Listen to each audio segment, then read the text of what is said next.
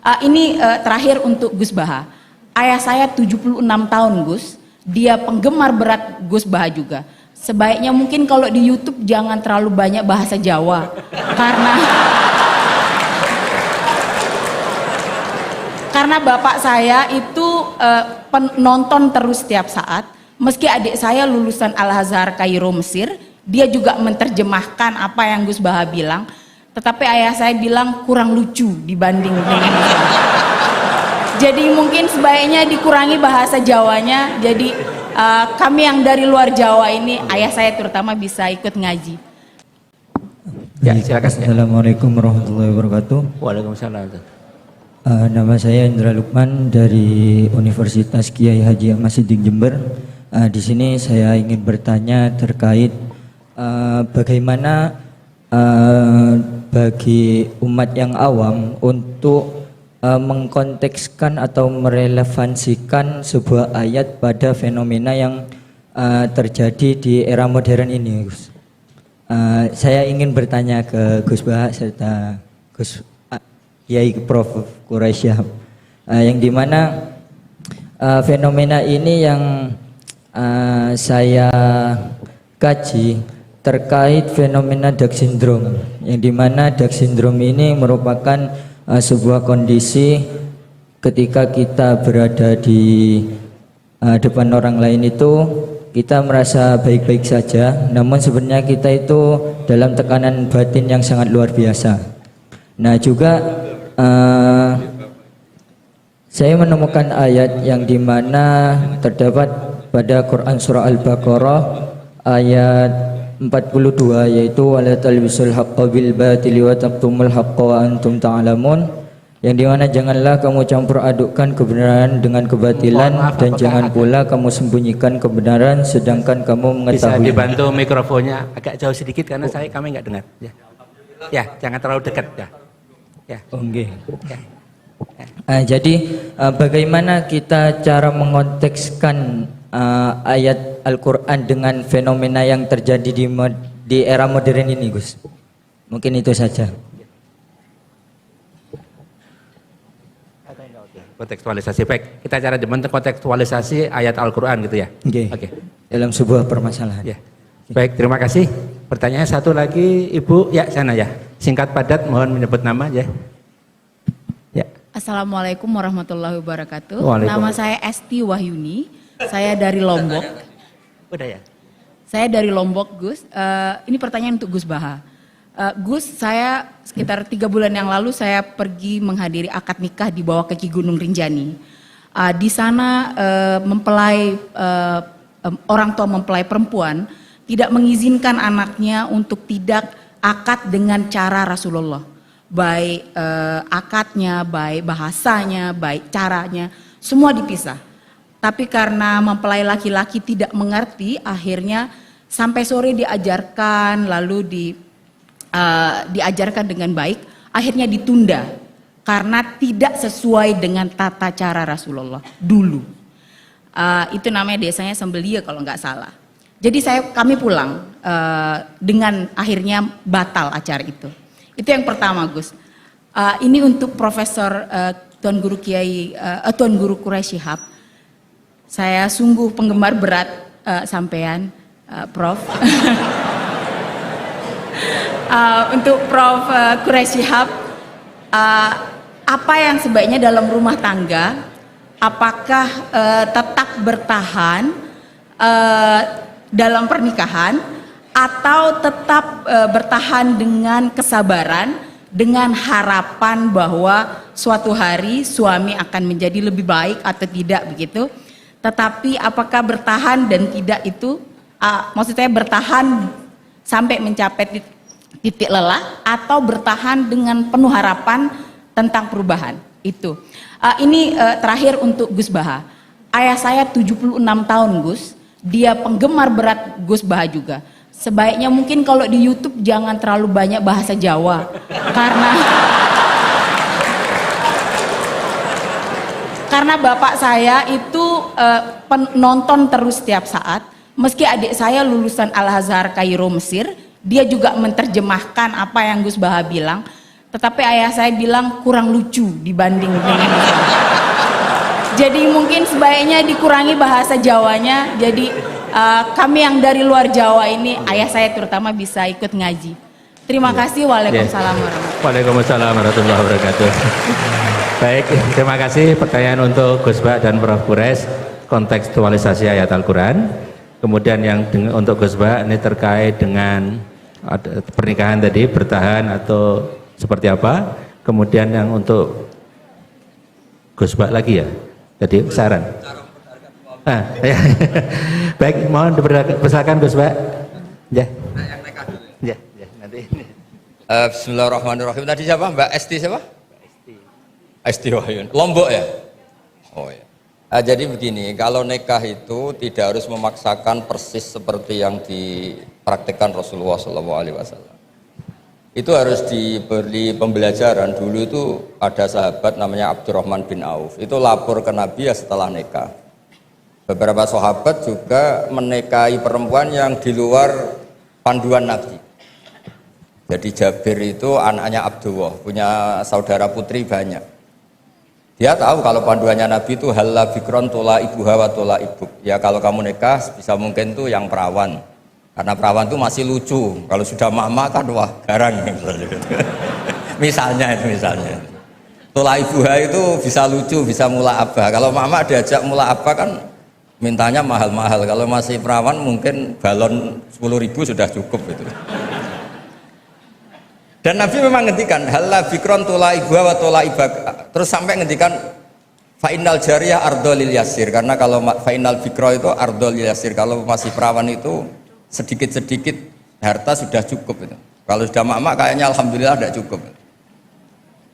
Tapi tidak cukup itu juga bagus. Ini bukan menghina mama, justru bagus. Uang kebutuhannya banyak, dikasih sedikit, memang harus dikomplain itu, memang harus dikomplain. Nah begini, ternyata Jabir ini menikahi janda. Ketika nikahi janda, Nabi tanya, kenapa engkau nikahi janda? Panduan saya itu perawan. Saya punya saudari, putri-putri banyak. Makanya saya nggak mau nikahi perempuan yang seumuran dengan saudara-saudara saya. Tapi saya nikahi perempuan yang bisa mensisiri adik-adik saya, bisa merumat. Terus Nabi bilang, ahsanta asobta. Oke, kamu benar. Itu bukti bahwa di hal-hal sosial itu yang dikenal Nabi itu bisa dinego, bisa dinego. Jadi beberapa sahabat juga nikah nggak dihadiri Nabi, bahkan Nabi taunya terlambat. Ada sahabat matur, loh kamu kok tersenyum-senyum kenapa? Habis nikah ya Nabi. Terus kam sukta ilaiha, kamu ngasih mahar berapa? Wazna nawatin min dahabin, ini sekitar gini. Terus Nabi ngendikan aulim walau bisatin, ya kamu harus ada pesta-pesta kecil lah supaya teman-teman kamu tahu. Jadi selalu ada ketidaksempurnaan dalam nikah. Yang penting itu sah. Itu harus dilatih berkali-kali. Karena kalau nggak dilatih itu dikira syarat-syarat ideal atau kesunatan dikira itu syarat apa? Sah. Misalnya a'linu hadan nikah wadribuhu biduf waf'aluhu fil masjid. Nikah itu harus dimaklumatkan, lakukan di masjid dan pakai terbang. Itu sahabat tahu semua, ulama tahu semua. Beberapa itu tidak syarat sah, tapi cukup sebaiknya begini, sebaiknya gini. Dan itu banyak sahabat yang zaman itu pun nggak nikah di masjid, juga nggak pakai terbang. Nah, itu ranahnya ulama, itu namanya istihad. Orang bisa, kalau dalam bahasa usul fikih namanya tangkihul manat. Apa yang dilakukan Nabi kita seleksi, ini hukum, apa adat, apa kebutuhan, apa kasuistik. Yang dicontohkan Pak Kores tadi, ada orang kasuistik tadi, kayak Abu Sufyan itu rojulun misik. Hindun itu istrinya. Ya Rasulullah, ini Abu Sufyan rojulun misik. Ini lelaki ini pikir sekali. Gak pernah nafkahi saya, apa saya boleh mengambil tanpa pamit? Terus Nabi ngendikan khudhi ma yakfiki bil ma'ruf, kamu ngambil saja secukupnya. Nah, kan gak mungkin Nabi mentoleransi ngambil tanpa pamit, tapi Nabi juga gak mungkin membiarkan seorang istri utang-utang tonggo cara Jawa, nyari-nyari sendiri gara-gara suaminya apa? Kikir. Tapi tetap saja ini dianggap waqi'atu ainin, kasuistik. Kalau bisa ada solusi yang lebih baik, tentu solusi lebih apa? Nah itu jadi kalau saya mohon, jadi di bab-bab fikih itu tadi nikah zaman Nabi pun beberapa sahabat juga banyak yang nyuwun sewu tidak sesuai arahan Nabi. Tapi arahan ini dari awal memang tidak mengikat, kayak Nabi mengarahkan bikron. Tapi ketika Jabir nikahi janda Saiban, Nabi juga membenarkan. Jadi banyaklah cerita-cerita seperti itu. Ada sahabat yang milih sering sowan Nabi karena cinta, ada yang milih ndak karena takut ganggu Nabi. Makanya ada sahabat ditanya, bagaimana wajah Rasulullah SAW? Dia menangis sekeras-kerasnya. Saya tidak pernah melihat. Loh, Anda kan sahabat sering datang ke masjid Nabi. Haibatan lahu wa ijlatan lahu. Saya melihat beliau itu hormat sekali sehingga saya tidak berani menatap wajah beliau. Ada yang saking senangnya Nabi melihat Nabi terus. Itu kan wilayah-wilayah sosial.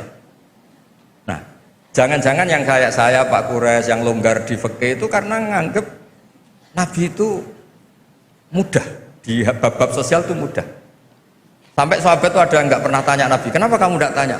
Paling jawabannya if'al wala harat. Jadi maka ada karangan kitab itu if'al wala harat, lakukan tidak ada masalah karena Nabi sering ditanya jawabnya if'al wala harat. Terus ada kaidah ini terakhir dari saya, ma khuyira Rasulullah sallallahu alaihi wasallam baina amrayni ilakhtara aisarohuma malam yakun isman. Nabi itu enggak disuruh milih dua hal kecuali milih yang paling mudah asal hal ini tidak maksiat. Jadi kayak jenengan gini yang datang di sini belajar tafsir apa datangkan Pak Quraisy nguraikan tafsir, mudah mana? Mudah datangkan kan, yaitu ya berarti yang seneng Nabi itu. Karena kalau belajar sendiri kan repot. Pak Quraisy untuk jadi ahli tafsir 60 tahun belajar. Saya mulai kecil sampai sekarang belajar. Yang nggak belajar gugat tok. Makanya kuncinya kalau nggak tahu jangan bicara tadi. Ya gitu. Assalamualaikum warahmatullahi wabarakatuh. Waalaikumsalam warahmatullahi wabarakatuh. Terima kasih Gus. Ini untuk Prof. Quraisy. Bagaimana mengkontekstualisasi Al-Quran untuk saat ini? Kontekstualisasi ajaran ayat-ayat Al-Quran. Ya. Memahami Al-Quran atau sebelum sampai ke sana, Al-Quran diturunkan untuk umat manusia sejak masa Nabi Muhammad sampai akhir zaman. Itu prinsip. Yang kedua, Al-Quran karena diturunkan Allah untuk seluruh manusia sampai akhir zaman, maka pasti kandungannya dan dituntut oleh ulama untuk memahaminya yang sesuai dengan perkembangan masanya. Itu pasti. Adanya perkembangan masyarakat menjadikan masyarakat masa lalu sedikit atau banyak pasti berbeda dengan masyarakat kita. Dan karena itu penafsiran masa lalu tidak mutlak harus kita pegang. Kita perlu untuk memberi pemahaman baru terhadap ayat-ayat Al-Quran, tetapi dengan syarat yang memberi pemahaman baru itu adalah mereka yang memenuhi syarat-syarat penafsiran. Orang yang kayak Gus Baha ini bolehlah, ya toh? Karena ada, bukan setiap orang menafsirkan ini dan sebagainya. Nah, dalam perkembangan terakhir saya insya Allah minggu depan akan bicara dalam satu seminar tentang itu. Dalam perkembangan terakhir tafsir itu ada yang dinamai tafsir maqasidi. Anda harus baca ayat itu dan di balik ayat itu atau di balik surah atau di balik Al-Quran itu ada tujuannya. Jangan cuma, kita ambil contoh pemilu yang lalu di Jakarta, ribut Al-Ma'idah 51.